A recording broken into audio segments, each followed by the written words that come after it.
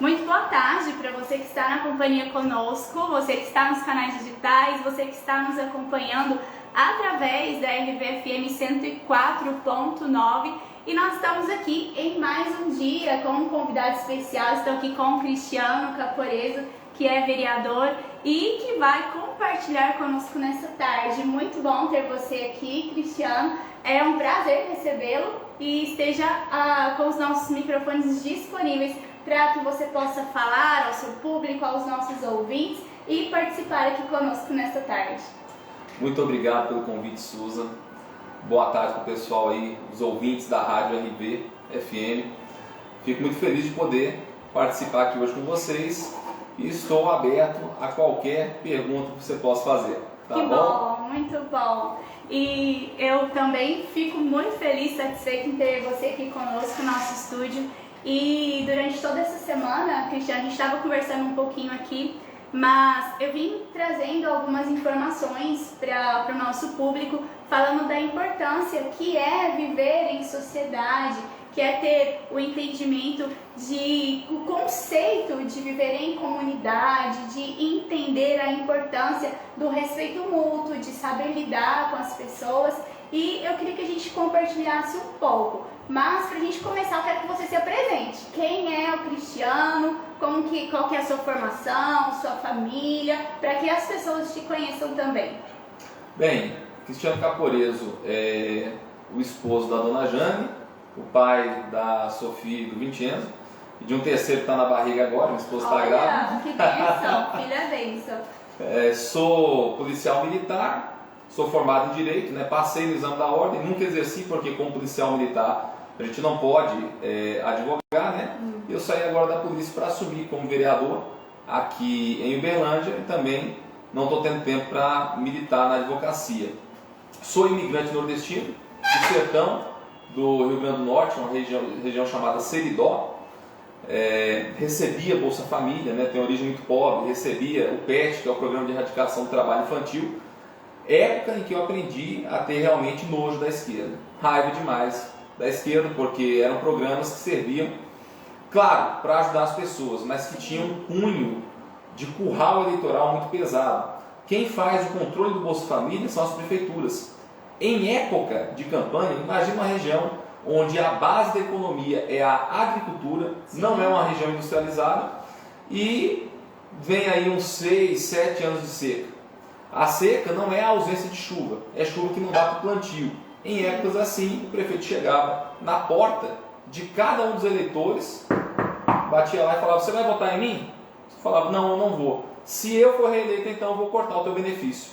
E era assim realidade que funciona, exatamente. Não é só em um lugar, né? Infelizmente nós sabemos que isso mantém a estrutura de poder em muitos outros locais. Não sou o contrário a esse tipo de assistência, porque eu sei que as pessoas precisam, tanto que eu precisei. Agora não pode ser algo perpétuo, não pode ser algo que vai durar por tempo indeterminado. É importante que exista uma maneira de conduzir a pessoa para uma independência financeira, porque não é certo manter o povo nas mãos do Estado para tudo.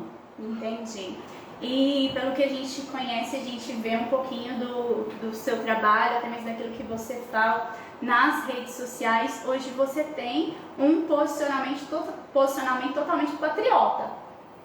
Já está escrito lá. Entendo. Brasil acima de tudo. É isso, mas assim, não é o foco do nosso dia, mas é importante a gente ter um posicionamento e, é claro, olhar para a cidade, para a região, para o país, pensando em renovo, pensando em avanço. E eu vejo dessa forma também. Acredito que a gente tem que mudar um pouquinho daquilo que vinha aí de tantos anos para algo novo e que com certeza vai contribuir, né, para todo cidadão brasileiro. Muito bom. Cristiano, e você comentou então, você foi policial militar, trabalha... Sou policial militar, policial, só não estou nativa mais. Você tem, como que funciona? É uma licença? Não, eu sou reformado. Se você tiver até 10 anos de polícia, caso venha a ser eleito para um cargo eletivo, você é mandado embora. Se você tiver mais de 10 anos, você reforma, proporcionalmente. Entendi. Caso você não continue na carreira política, você pode voltar? Não, não posso mais. Ah, entendi. Então, no caso, sou cabo da Polícia Militar e vou continuar assim pro resto da vida. Entendi.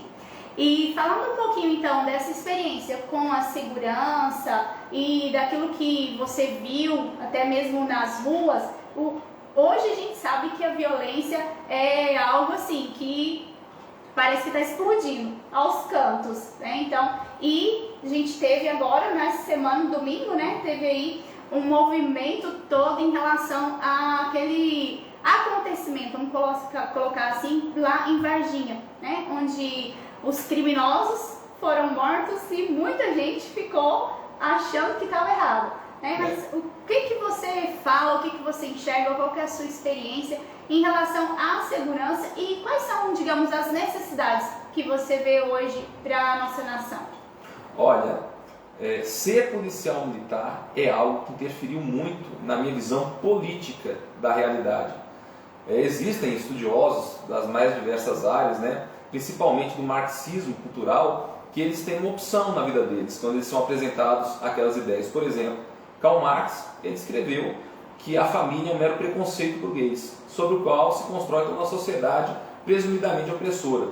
O jovem, quando ele é exposto a uma informação assim, ele tem a opção de acreditar no que está lendo ou naquilo que ele vive dentro da casa dele. Sim. Então, se ele tiver uma família bem estruturada, a tendência é que ele não acredite. Mas caso ele venha acreditar, então ele vai estar abrindo mão da própria vida, daquilo que ele vive, para acreditar na ideologia. Como policial, eu sei muito bem o tipo de mentalidade que acaba servindo como combustível para o crime. Sim. Eu sei o que eu vejo nas ruas, né? O pessoal fala que a polícia no Brasil é racista. Tive muitos comandantes negros, né? E o policial no Brasil só enxerga duas cores: o vermelho do sangue e o caque da farda. Entendi. Outra cor para a gente não tem. Então eu poderia acreditar no que eu estava aprendendo na faculdade de Direito, através de alguns professores esquerdistas que eu tive, ou do que eu vivia ali na minha atividade policial. O que aconteceu em Varginha é algo realmente positivo para a nossa sociedade. Sim. O novo cangaço é terrível, toca um terror aonde quer que vá, sempre utiliza pessoas como escudo humano. Nós vimos, né? Isso acontecendo há pouco tempo. Diversas vezes. Quantas pessoas já não morreram Sim. diante da ação do novo cangaço? Eu mesmo, como policial militar, já peguei 5 situações de assalto à caixa eletrônica. Em uma delas quase fui feito refém. Eles foram até o quartel para poder render a nossa guarnição. Eram só 2 que estávamos de serviço no dia. E quis Deus colocar a mão que eu saísse do quartel naquele momento em que eles estavam chegando. Então o carro deles, que era a caminhonete, estava virando a esquina, e quando eu vi, eu suspeitei, porque a gente tinha relato que poderia ter uma ação na região. Coloquei a mão na arma, saquei, e isso fez com que eles mudassem o trajeto. Aí, ao invés de nos render no quartel, eles foram direto para o banco, né, o Banco do Bradesco, na cidade de Munhoz, explodiram o local. Isso foi quando?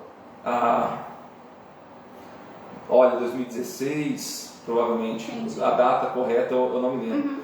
Então, assim, quem defende vagabundo armado é porque nunca esteve refém de alguém assim. E são pessoas que colocam a vida do próximo em risco por causa de dinheiro, né? São pessoas supérfluas. Sim, sim. Então, eu parabenizo a Polícia Militar pela excelente ação, né? São 26 vagabundos que o STF não vai mais colocar em liberdade, porque não vão ter essa opção. E realmente, se tivéssemos mais ações como essa, o novo cangaço diminuiria significativamente. Teve aí, né, pessoas defensoras dos direitos dos humanos, porque eu me recuso a chamar isso de direitos humanos, que falaram assim: nossa, mas essa ação não vai mais inibir a ação de outros que estejam praticando o novo cangaço. O certo, uma pessoa que comenta algo assim pensa que algum membro de quadrilha só age em uma única cidade. Não, É claro que não. A gente viu, inclusive, na investigação, a quantidade de crimes que eles poderiam estar envolvidos, inclusive aqui do lado, em Uberaba. Exatamente, então, é muito importante lembrar disso. Outra questão que me influenciou muito dentro da política, o fato de eu ser policial militar e a minha origem pobre também. Uma coisa que a esquerda sempre fala: o bandido roubou um tênis Nike porque ele não tinha dinheiro para comprar. Vincula o pobre à falta de vergonha na cara. Não, minha mãe que sempre foi pobre, então não pôde me dar uma boa educação, não pôde falar: meu filho, jamais pegue um único centavo que não seja seu, Sim. como ela me ensinou. Por quê? Não, já que eu sou pobre eu posso roubar, porque eu tenho uma autorização ideológica para praticar o mal. Isso não existe. Os maiores bandidos do nosso país são pessoas de boa condição financeira e que agem de terno e gravata. O pobre não é bandido. Bandido é quem não tem valores, quem não tem respeito pelo próximo. E se a gente for pensar nisso, em questão de segurança mesmo, nós sabemos, ontem eu trouxe aqui um estudo falando que já é visível a questão do individualismo. Por quê? A base da sociedade é a família, né? Então nós temos que onde que uma criança cresce? Ela cresce dentro de uma família, ela nasce dentro de uma família.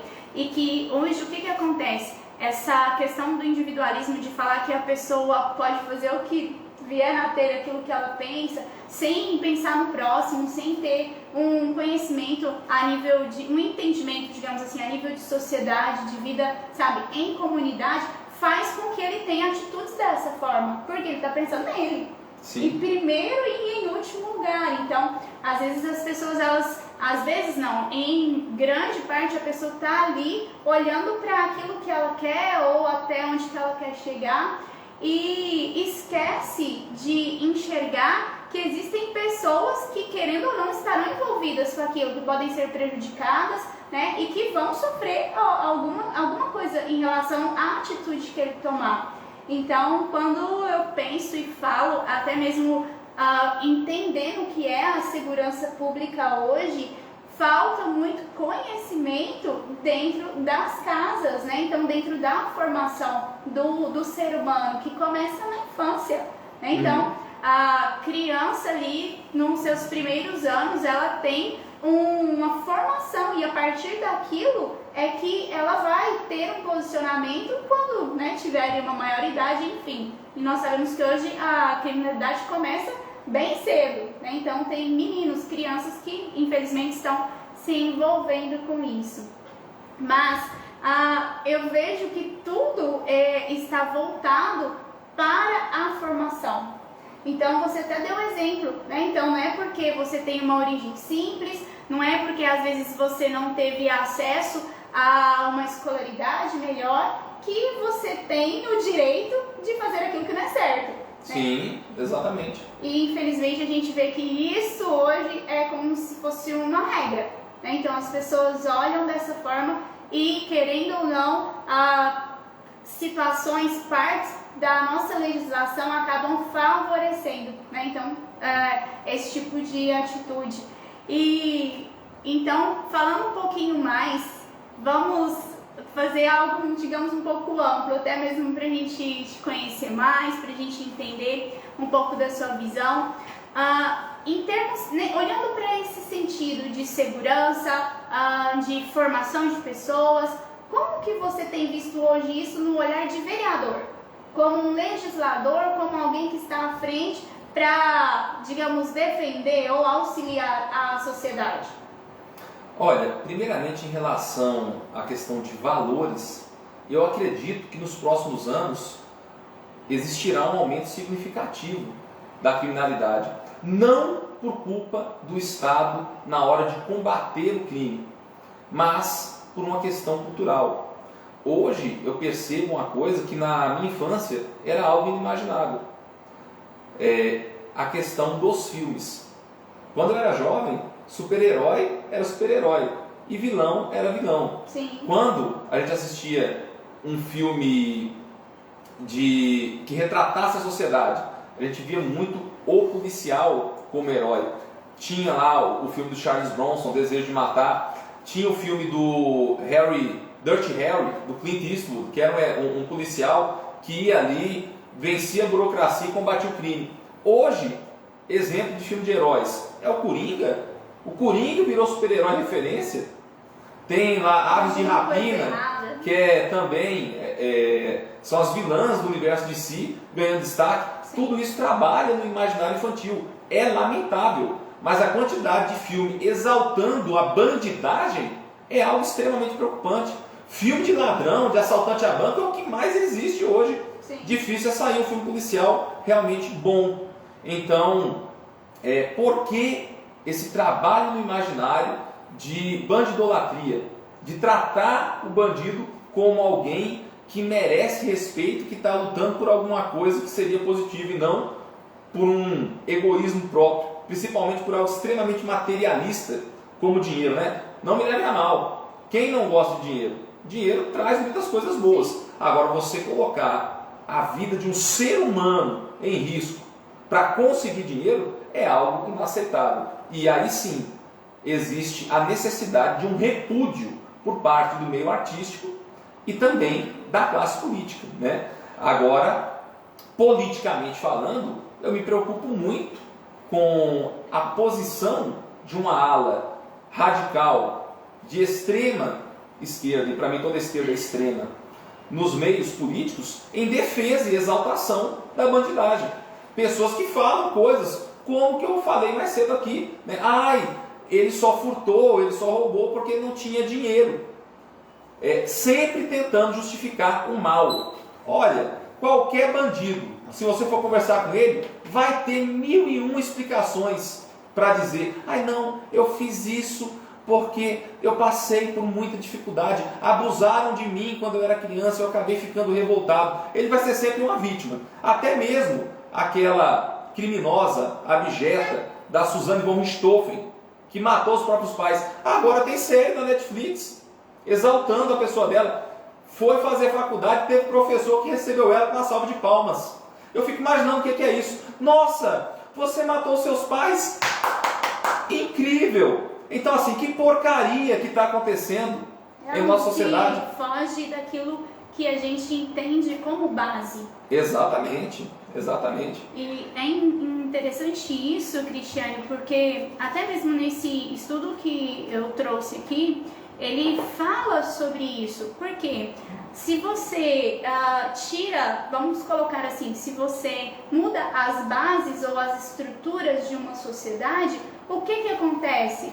Ela pode se desmoronar. Lógico. E aos poucos a gente tem visto isso acontecendo. Por quê? Porque cultura, né? Então nós temos visto aí, você acabou de dar um exemplo, a cultura hoje, ela não foca naquilo que é base, naquilo que ensina, naquilo que instrui. Pelo contrário, ela mostra um jeito mais fácil de conseguir as coisas e as pessoas, elas brilham os olhos para aquilo, porque é o que elas estão vendo.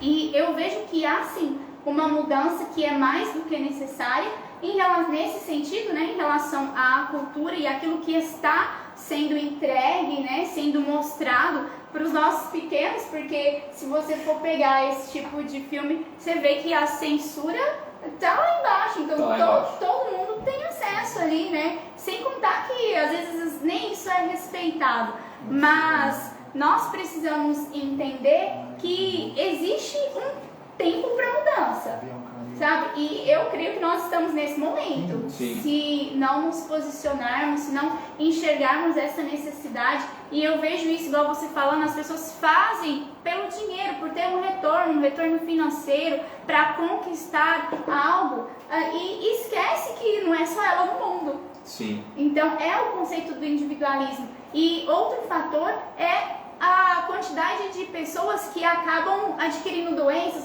psicossomáticas e ficam depressivos e isso e aquilo outro, e tem um ou outro sintoma. E assim, que sociedade é essa que a gente vai ter daqui 20 anos? Exatamente. Se olharmos para aquilo que a gente enxerga hoje. Não, mas essa questão das doenças psicológicas, nunca na história humana a sociedade teve uma quantidade tão grande de pessoas enfrentando problemas de depressão, problema de ansiedade. E por que isso está acontecendo? Eu sei a razão. E se chama hedonismo. As pessoas hoje procuram a felicidade onde ela não está, que é nos meros prazeres. Ah, eu tenho que ter muito dinheiro. Ah, eu tenho que ter muitas mulheres. Eu tenho que fazer muito churrasco, beber muito. Aqui, novamente, dinheiro é bom, mulher é bom também, eu sou hétero. Churrasco é bom, gosto de beber uma cervejinha, mas a felicidade não está nessas coisas. Quem procura a felicidade nos prazeres efêmeros vai acabar se frustrando e vai ter problema psicológico mesmo. Sim. A felicidade está nas coisas simples da vida, está na família, está na adoração a Deus, está na capacidade de observar o pôr do sol e falar: meu Deus, como a criação divina é maravilhosa. Alguém que não se alegra diante da contemplação, por exemplo, da obra divina, da natureza, dificilmente vai se alegrar com outra coisa. Eu costumo falar o seguinte, que se alguém pudesse entrar dentro da minha casa e me ver sentadão lá no sofá, fazendo nada, olhando os meus filhos brincarem, vai perceber um pequeno sorriso no canto da minha boca. Aquilo ali é felicidade. Sim, agora, assim.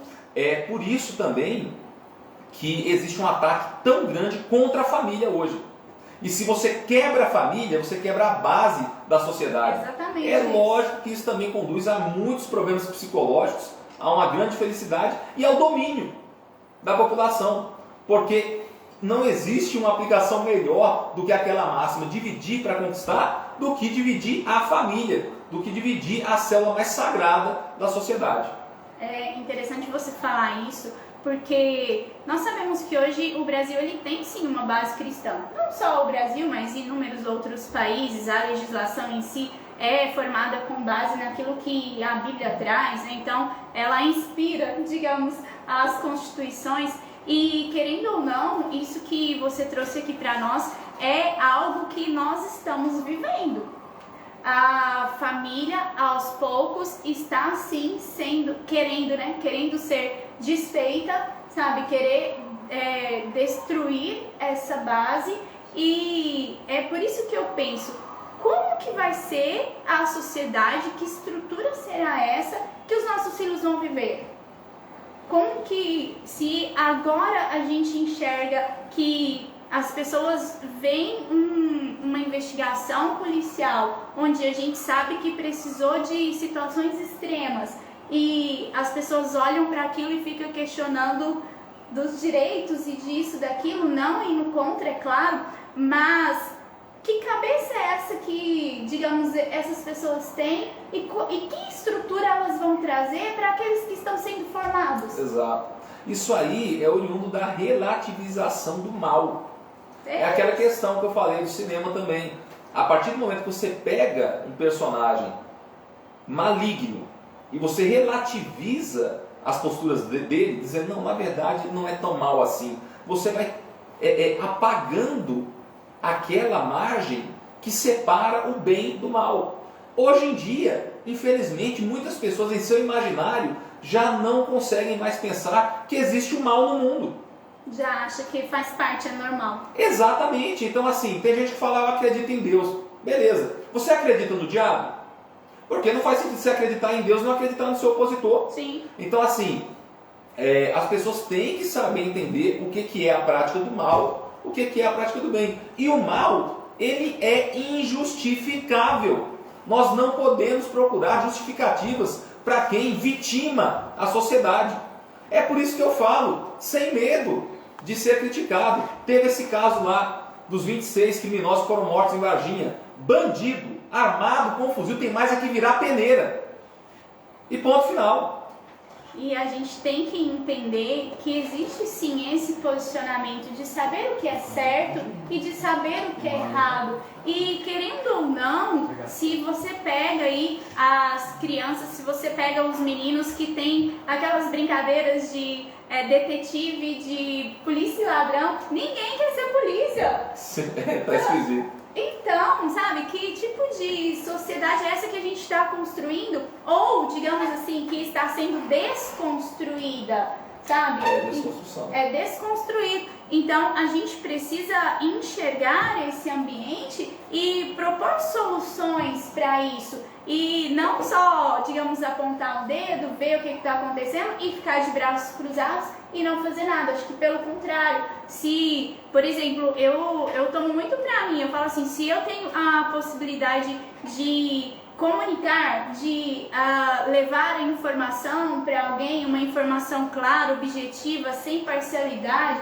sabe? Então, eu me coloco nessa posição de ocupar esse lugar. Mas nós vemos que existem pessoas que cruzam os braços quando não fazem aquilo que é errado, né? Exatamente. a gente falando um pouquinho sobre isso, Cristiano, como que tem sido o seu trabalho assim ali na vereança? Você tem buscado algum projeto, apresentado, sabe, propostas nesse sentido de trazer algo novo para o futuro? Olha, eu tenho diversas propostas e é até difícil para mim lembrar de todas, porque, por exemplo, só o Projeto de Deus já tem mais de 20. Sempre buscando a defesa da família, a defesa dos valores da família brasileira, a defesa do cristianismo. É importante salientar isso aqui, porque adoram falar o seguinte: o Estado é laico. A maioria das pessoas que fala isso não entende nada a respeito da história da laicidade de Estado. Por exemplo, o Estado laico foi uma invenção cristã.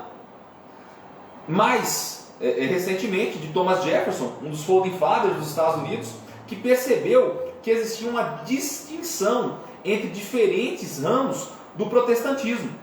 Ele era anglicano, o governo norte-americano só contratava inicialmente pessoas da igreja anglicana. E, por exemplo, se o cara fosse da igreja batista, ele não podia ser contratado. Havia uma separação. Então ele falou, é errado essa distinção entre cristãos. E por isso se criou a ideia de Estado laico. Hoje em dia, ao invés deles pensarem em não fazer distinção entre os cristãos, que foi a origem do laicismo, eles pegam e falam o seguinte: o Estado é ateu. Sim. A gente tem que tirar o crucifixo, a gente tem que tirar a Bíblia de qualquer ambiente público. Que loucura é essa, meu Deus do céu? E o nosso presidente da República, Jair Bolsonaro, já falou diversas vezes uma grande verdade: o Estado pode ser laico, mas o povo é cristão. E mais de 80% do nosso povo é declaradamente cristão. São essas pessoas que devem ser respeitadas. E em uma democracia, é a vontade da maioria que prevalece. Infelizmente, hoje, Sim. nós estamos presenciando uma ditadura de uma minoria barulhenta, que quer justamente destruir os valores da sociedade brasileira, a começar pela família e pelo cristianismo. E você fala sobre isso, a gente tem visto tanto falar sobre ideologias.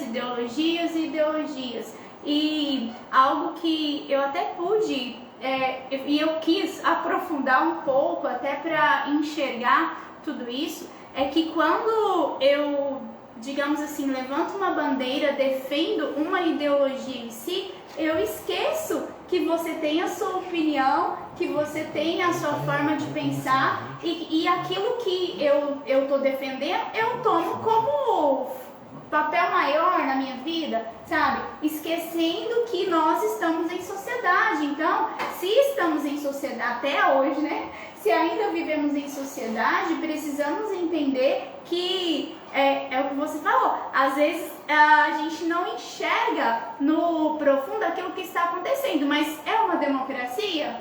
Até onde? Exatamente. É uma democracia, sabe? E nesse sentido, Cristiano, eu vejo que existem sim formas, existem soluções, existem maneiras de trazer o novo, sabe? E por mais que muitos levantam e tentam fazer algo novo, as minorias têm conseguido levantar mais alto, parece, né? Sim. Então, por quê? Existem os lados, né? Então, um lado é mais privilegiado do que o outro. Querendo ou não, isso tem acontecido e é uma realidade que a gente enxerga hoje.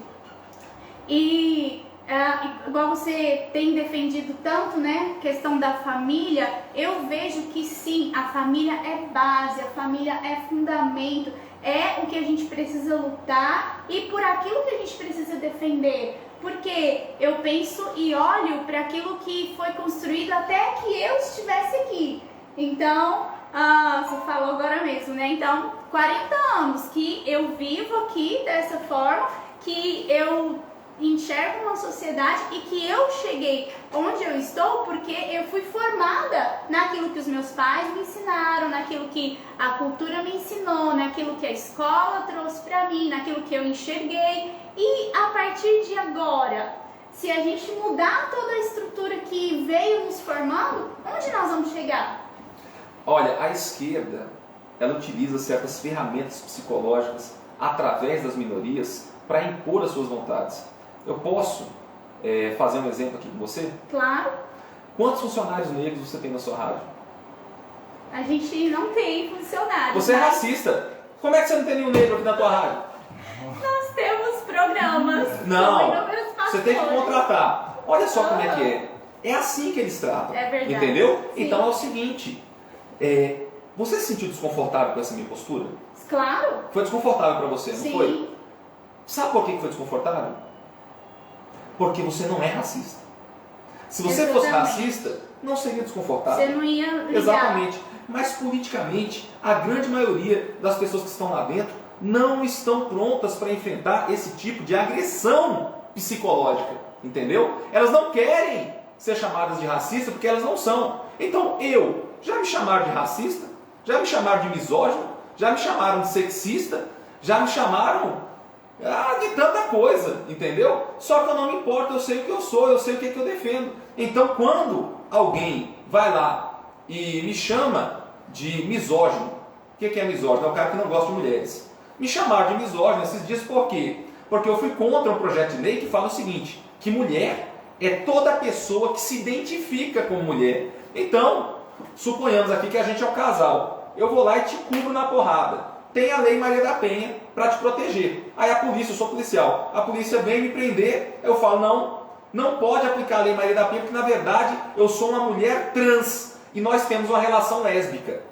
Eu tenho que concordar com essa loucura? Será que é tão difícil perceber que isso aí não faz o menor sentido? Eu tenho que chegar lá no tribuna e falar a verdade. Falar o seguinte, gente, esse esquerdista aqui, que diz defender as mulheres, está utilizando as mulheres para aprovar algo que é completamente contrário ao sexo feminino, que é o exato oposto do que diz defender. Eu tenho que ter a coragem de me levantar e fazer isso. Mas infelizmente a maioria não tem. Não tem por quê? Porque não é fácil ser hostilizado. Sim. Não é fácil você pegar e defender a coisa certa e uma parcela barulhenta da sociedade apontar o dedo para você e falar, nossa, você é radical.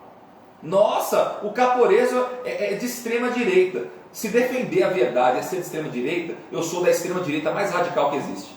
Entendi. É a parte do posicionamento e que eu falo do respeito que hoje não existe. As pessoas não conseguem respeitar aquilo que elas não são de acordo. E eu olho muito para isso e eu enxergo como isso um desmoronamento da sociedade. Me permita fazer um comentário a respeito disso que você falou. Gosto muito do filósofo Olavo de Carvalho e ele tem uma frase extremamente pertinente a respeito disso. Quem não sabe, quem respeita o desprezível, desrespeita o respeitável. Hoje, eu escuto muito o seguinte, você tem que respeitar a minha opinião. Não, eu não tenho que respeitar a tua opinião. Opinião não é moeda de troca. Não é porque você respeita a minha que eu vou respeitar a tua. Eu tenho que te respeitar como ser humano. Pessoa. Eu tenho que respeitar a Susan. Agora, se você falar uma coisa que é absurdo, que fere, por exemplo, aquilo que eu acredito, eu não tenho que respeitar essa opinião. Hoje em dia as pessoas tomam um ataque a uma opinião como se fosse um ataque pessoal. Como se por discordar daquilo que você fala, eu estivesse discordando de você enquanto ser humano. Não é assim que a coisa funciona. Mas isso também é uma estratégia para destruir a família e para impor os valores globalistas, os valores do neomatusianismo. Tem gente que não gosta de falar isso, que pensa que é teoria da conspiração. Não é. No início da década de 20, Thomas Malthus, ele falou que a Terra estava passando por um problema de superpopulação e que era necessário promover uma diminuição na taxa de natalidade. Alguém duvida que isso está acontecendo? Minha mãe, quando me teve, só conseguiu engravidar aos 40 anos, engravidou depois mais 2 vezes, mas perdeu. Só teve um filho. Ela teve que lutar contra o preconceito da sociedade da época que dizia que filho único não presta. Ela falava, meu filho, você cresça e tenha vergonha na cara, para mostrar para todo mundo da família que filho único dá certo. Entendeu? Hoje em dia, filho único é a regra. Quem tem muitos filhos tem 2. Será que isso aí já não é uma prova de que a família é uma instituição que, apesar de ser sagrada, está infelizmente em decadência? Então, e aí nós precisamos enxergar isso, né? Enquanto as pessoas e enquanto a grande mídia, eu falo isso por fazer parte da classe, né, jornalista, e eu vejo Você é um bom exemplo, Suzy. Que bom. Obrigado. Obrigada. Obrigado pelo seu serviço. Então, eu vejo nesse sentido, Cristiano, que as pessoas elas estão defendendo aquilo que elas querem de uma forma pessoal, totalmente individual e não olham para quem está do lado. Tomam, é o que você acabou de dizer, é um exemplo clássico, tomam a opinião como uma agressão. Sabe? Exato. E esquecem que antes da opinião está uma pessoa ali, está um cidadão, está um ser humano, sabe? E eu vejo, é isso que a gente precisa entender, que a sociedade, a Uberlândia, o Brasil precisa entender que existem bases que precisam ser mantidas. E se a gente conseguir caminhar dessa forma, e respeitando, independente da opinião política, da ideologia, daquilo que a pessoa pensa, eu acho que o principal e o primeiro ponto que nós temos que ter é o respeito mútuo de cidadão, sabe? De ser humano, de viver debaixo de uma legislação, debaixo, sabe, daquilo que rege um país e caminhar, buscar um avanço e não tentar regredir aquilo que já foi construído até hoje. Penso muito nisso. E acredito que aquilo que foi construído e que deu certo, por que a gente tem que mudar? Diz que time que tá dando certo a gente não mexe? Exatamente. É isso aí. Então a gente precisa enxergar se estamos hoje aqui, digamos assim, 2021 no Brasil, da forma como estamos, diante de tudo aquilo que foi feito, de tudo aquilo que foi construído, nós precisamos enxergar. Será que precisamos mudar tudo? Exatamente. Será que chegamos num momento onde nada deu certo e agora a gente precisa, vamos destruir tudo e fazer de novo? Sabe? Então eu vejo que precisamos enxergar dessa forma. Essa ideia de destruir o que existe para construir algo novo é uma das ideias mais imbecis e mais revolucionárias, o significado mais originário do termo. Porque no altar dessa destruição vão morrer também as coisas boas, Sim. toda a sabedoria agregada ao decorrer do tempo. Sim. Não, se a gente quer construir uma sociedade realmente positiva, resgatando os nossos valores, a gente precisa olhar para o passado, a gente precisa olhar para aquilo que deu certo e separar daquilo que deu errado. Só que esse tipo de ação é uma ação muito mais demorada e que não satisfaz as pessoas preguiçosas e imediatistas, que realmente acreditam que o caminho seria destruir e começar de novo. Como se ao fazer isso ele pudesse destruir também a má influência de pessoas que não querem o bem da sociedade. Verdade, isso é muito certo. Então a gente tem que enxergar isso, tem que saber nos posicionar em relação a isso e buscar construir diante daquilo que nos formou. Sim. Eu acho que são bases e as bases a gente sempre precisa manter, sabe? E eu vejo pelo que você falou, um pouquinho que a gente conversou aqui, que essa faz parte de uma das coisas que você defende, né? De termos bases, de firmarmos as bases para avançar. E eu acho que foi muito bom, nossa, e o tempo voa. Já passou? Não, ainda temos mais alguns minutos. Eu queria que você, sabe, aqui com os nossos microfones abertos, que você falasse um pouquinho do seu trabalho, se quiser colocar os seus contatos aqui, a forma como as pessoas podem, sabe, te encontrarem, até mesmo para que às vezes alguém que esteja vendo, talvez você que está aí nos canais digitais, você que está através do rádio, se você, sabe, quer às vezes uma orientação, se você quer buscar mais informação e até mesmo conhecer um pouquinho do seu trabalho, pode falar para nós aí. Eu vou tentar fazer um resumo, né? Claro. Primeiramente, os meus contatos são nas redes sociais, @caporezodm, Caporezo com 2 E, igual pizza, Caporezzo. E DM é Direita Minas, né? É a abreviatura. Pode colocar também Cristiano Caporezo, aparece, tem canal no Instagram, no Telegram, tem o Facebook, WhatsApp. O WhatsApp do meu gabinete é o 34-9152-8057. 34, que é o prefixo, né? 9152-8057. somos um gabinete extremamente acessível, né? Sempre aberto aí a poder atender a população. Uma parte do meu serviço aqui que eu já fiz para o Uberlândia foi trazer o Colégio Cívico Militar para a cidade. Eu já tenho mais de 20 projetos de lei na defesa do conservadorismo, na defesa dos valores da família, contra as imposições tirânicas impostas pelo Comitê do Desemprego em Uberlândia, que alguns chamam de Comitê do Covid, né? Realmente são pessoas que adotam uma postura servilista em relação às imposições globalistas para o combate ao Covid, né? Então, assim, qualquer coisa que falarem lá fora, eles vão tentar impor aqui dentro, né? Parece também que Uberlândia não tem mais político, porque diversos políticos foram eleitos para representar o povo, né? Sim. Mas quem decide é o comitê. Não tem vereador para decidir, não tem prefeito, não tem porcaria nenhuma. Eu fico impressionado com isso. E agora, uma das minhas principais bandeiras é lutar contra a imposição do passaporte sanitário em Uberlândia, que é um tipo de segregação que cria uma casta de privilegiados, né, os lindos e vacinados, e uma outra casta, que é daquelas pessoas que não se vacinaram ou que vacinaram, mas não querem apresentar esse cartão. Sim. Algo nada mais do que justo. Mas, infelizmente,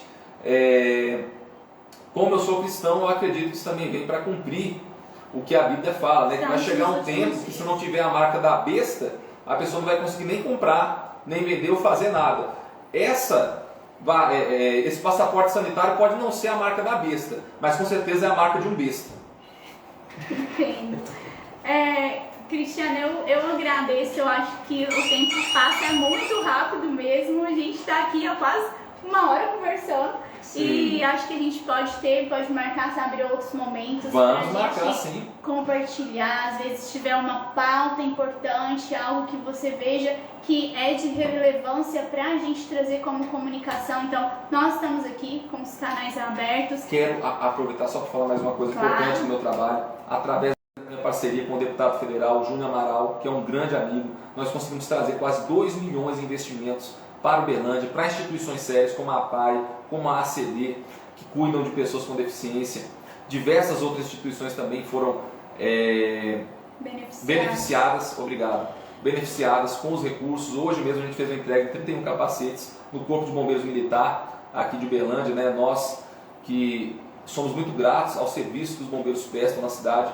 Então, assim, eu não poderia deixar de agradecer ao deputado Júnior Amaral por essa parceria com o nosso mandato em Uberlândia. Não, e todos aqueles que contribuem para o avanço da cidade, é preciso a gente informar, porque às vezes a gente vê falando só das coisas ruins. Exatamente. Então precisamos ter um momento para trazer aquilo que é importante, aquilo que é de avanço, aquilo que traz um diferencial para a cidade. E eu também fico muito satisfeito com tudo isso que a gente tem visto acontecer, que existem sim pessoas que estão ali em defesa da cidade, em defesa dos direitos, em defesa da família e a importância que isso é para os dias de hoje. Então, assim, eu agradeço muito, foi um tempo muito legal, foi bom te conhecer pessoalmente e estamos aqui abertos. Pode fazer suas considerações, se quiser deixar um recadinho aí para o pessoal, fica à vontade. Mais uma vez, Susan, muito obrigado. Quero agradecer ao Cláudio também, um grande abraço para ele, pessoa que sempre me acompanha, eu fico muito grato por isso. E dizer ao ouvinte que eu estou à disposição para o que precisarem e que a direita vive em Uberlândia. Importante. Muito obrigada para você que trouxe, que nos acompanhou durante esse tempo, que esteve aqui conosco. Estamos aqui com informações do Corpo de Bombeiros Militar, que ocorreu uma queda de uma aeronave de pequeno porte aqui na cidade, na zona rural de Piedade de Caratinga.